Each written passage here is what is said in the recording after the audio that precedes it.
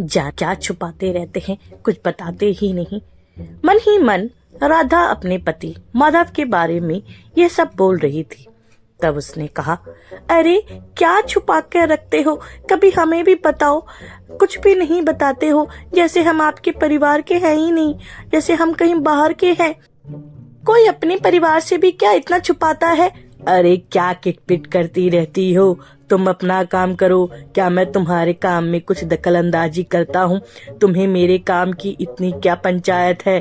हमेशा परेशान करती रहती हो, और ये मेरी दुकान का काम है जिसको मुझे संभाल के रखना पड़ता है।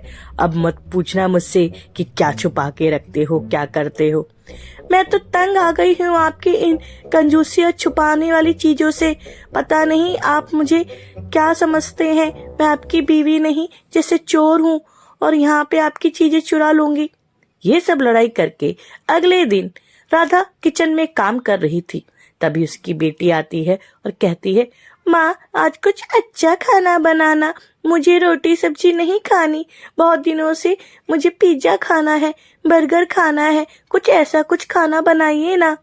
हाँ जरूर बनाती हूँ। तुम्हारे पिताजी सिर्फ हमें थोड़े से पैसे देते हैं जिससे सिर्फ रोटी सब्जी ही बन सकती है। पता नहीं क्यों इतनी कंजूसी करते हैं कि हम ढंग से कुछ और खा भी नहीं सकते। मुश्किल से सिर्फ रोटी सब्जी चावल ही बनता है इस घर में। मैं तो तंग आ गई हूँ इनकी कंजूसी से। मन तो करता है घर छोड़ के चली जाऊं। मैं अपने बच्चों को अच्छा खाना भी नहीं दे सकती। राधा बहुत गुस्से में ये सब बोले जा रही थी। पीछे गुड़िया अपनी माँ की ये सारी बातें सुन रही थी, लेकिन वो कर भी क्या सकते थे। उधर माधव अपनी दुकान पहुंचता है। उसकी एक बहुत बड़ी ज्वेलरी की दुकान थी। वह एक बहुत बड़ा सेठ था, लेकिन एक नंबर का कंजूस था। वह हमेशा कंजूसी में ही अपना घर चलाता था। घर के लोगों को बहुत कम चीजों में ही कहता था, इससे अपना घर चलाओ। लेकिन उसकी दुकान बहुत बड़ी थी। आज दुकान पर बहुत भीड़ थी। तभी एक युवक उसकी दुकान पर आता है। माधव कहता है, अरे साहब आइए आइए, बोलिए क्या चाहिए आपको। युवक कहता है, अरे सेठ जी मुझे कुछ अच्छा सा सेट दिखाइए, मैं अपनी बीवी के लिए कुछ गहने लेना चाहता हूँ। ये दुकान आपकी बहुत अच्छी दिखी तो मैं यहाँ आ गया।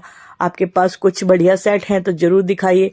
अरे हाँ सेठ जी, आप बिल्कुल सही जगह आए हैं। आइए मैं आपको बढ़िया बढ़िया सेट दिखाता हूँ। ये देखिए कितनी सारी चीजें हैं, नीलम का हार, सोने का हार, हीरे का हार, जो चाहिए ले लीजिए। अरे मुझे इतनी समझ नहीं है, लेकिन कुछ अलग दिखाइए। तभी माधव उसे एक हीरो से जड़ा हुआ हार दिखाता है, जो कि बहुत खूबसूरत होता है। उसकी चमक देखकर उस युवक की आंखें चमक जाती है और वो कहता है, अरे सेठ जी आपका ये हार तो बहुत खूबसूरत है, मुझे ये बहुत पसंद आया, लेकिन मैं एक बार अपनी पत्नी से बात करके आपको बताता हूँ। वह युवक अपनी पत्नी से फोन पर बात करता है कि वह ये हार लेना चाहता है। तब वो माधव को कहता है, अरे सेठ जी मेरी पत्नी को भी हार ये पसंद आया, अब बताइए मैं इसे लेने कब आऊं। तब माधव कहता है, अरे सेठ जी आप आ जाइए, एक हफ्ते में आपको ये हार मिल जाएगा, क्योंकि ये डिस्प्ले के लिए होता है। हम आपको दूसरा हार ऐसा ही बना कर देंगे, आप एक हफ्ते बाद आ जाइएगा। ये कहकर माधव उसको बेचता है। रात को जब वो अपनी दुकान बंद कर कर घर की तरफ जा रहा होता है, तो अंधेरे में उसे कुछ अजीब आवाज सुनाई देती है। वह रुककर इधर उधर देखता है और बड़बड़ाता हुआ जाता है, अरे इस रास्ते से तो मैं रोज जाता हूँ, ये कैसी कैसी आवाजें आ रही है, मुझे तो बहुत डर लग रहा है, लगता है कोई मेरा पीछा कर रहा है, मुझे जल्दी जल्दी घर की तरफ जाना चाहिए। और वह जोर जोर से भागने लगता है।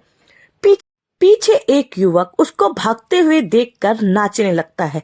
अरे यह तो वही युवक है जो आज दुकान में सोने का हार खरीदने आया था, लेकिन यह कोई हार खरीदने नहीं आया था।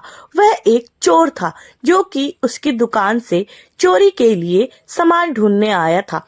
वह रात को ही उसकी दुकान में जाता है और खुश हो जाता है, अरे यहाँ पे तो बहुत सामान है, मैं तो सारा चुरा कर ले जाऊंगा। सुना है ये सेठ बहुत कंजूस है, अब बेचारे को सदमा लगेगा। यह कहकर चोर दुकान की सारी गहने चुरा लेता है और वहां से भाग जाता है। उधर जब सेठ जल्दी से भाग भाग कर अपने घर पहुंचता है तो अपनी बीवी को आवाजें लगाता है, अरे राधा कहाँ हो, बाहर आओ। अरे राधा कहाँ हो, जल्दी बाहर आओ, एक गिलास पानी लेके आना। उसकी पत्नी भागकर बाहर आती है और कहती है, अरे क्या हुआ, इतना क्यों चिल्ला रहे हो। तब सेठ सारी बातें बताता है। अरे मैं रास्ते में आ रहा था तो मुझे लगता था जैसे कोई मेरे पीछे पीछे चल रहा है, मुझे तो बहुत डर लगा, आज तो कुछ बुरा होने वाला है। उसकी पत्नी कहती है, ये सब आपका वहम होगा, अब इतना मत सोचिए, और ये लीजिए जूस पीजिए, आपको अच्छा लगेगा। अरे जूस लाई, मैंने तुझे पानी लाने के लिए कहा था, कितना खर्चा करती है, अच्छा ला दे, पी लेता हूँ। सेठ जूस पीने लगा। यहाँ पर भी वह अपनी कंजूसी दिखा रहा था, लेकिन इतना डरा हुआ था कि उसने चुपचाप जूस पी लिया और अपनी पत्नी को कहा कि अब मुझे नींद आ रही है, मुझे सोना है। दोनों अपने कमरे में जाकर सो गए और सेठ आज की घटना के ही बारे में सोच रहा था। तभी अचानक उसकी आंख खुल जाती है और वह बेड पर उठकर बैठ जाता है। उसे समझ नहीं आता कि क्या हुआ। वह अचानक से अपने स्टाफ को फोन लगाता है और कहता है, अरे दुकान में सब ठीक तो है ना, मुझे बहुत बुरा सपना आया है, जल्दी बताओ दुकान में सब कुछ ठीक है ना। ये आवाजें सुनकर उसकी पत्नी भी उठकर बैठ जाती है, लेकिन सेठ बहुत जोर जोर से रोने लगता है। उसकी पत्नी लगातार उससे पूछती है, अरे क्या हुआ, कुछ कहोगे भी, इतना रोए जा रहे हो, क्या हुआ, सब ठीक तो है ना, मुझे बहुत घबराहट हो रही है। तब सेठ बोलता है, अरे हम लुट गए, बर्बाद हो गए राधा, आज तो हमारी दुकान में चोरी हो गई, मेरी कंजूसी मुझ पे ही भारी पड़ गई, मैं तो बहुत दुखी हूँ, मैं क्या करूँ। वो लगातार फोन पर बातें किए जा रहा था। तब उसने पुलिस को कंप्लेन की। पुलिस ने बहुत जल्द ही उस चोर को पकड़ लिया। पुलिस वाले ने कहा, अरे सेठ की दुकान से तूने चोरी की है, तुझे शर्म नहीं आती दुकान को लूटते हुए। अरे हवलदार, जरा सेठ को बता दो कि उसका चोर पकड़ा गया है और उनका सामान जल्द से जल्द मिल जाएगा। हवलदार ने तुरंत सेठ को फोन कर उनके चोर पकड़ने की बात बता दी। हवलदार ने कहा, अरे मारो सरी से, ऐसे लोगों की वजह से हम लोगों को कितनी मेहनत करनी पड़ती है, दूसरों का सामान चुराते हैं और भगाते हमें हैं। उधर सेठ अपनी पत्नी को बताता है कि पुलिस ने उनके चोर को पकड़ लिया है और दुकान का सारा सामान भी बरामद कर लिया है।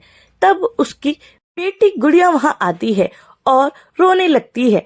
वह अपने पापा को रोते हुए देखकर समझ नहीं पाती कि इसको क्या हुआ है, तो वो भी रोने लगती है।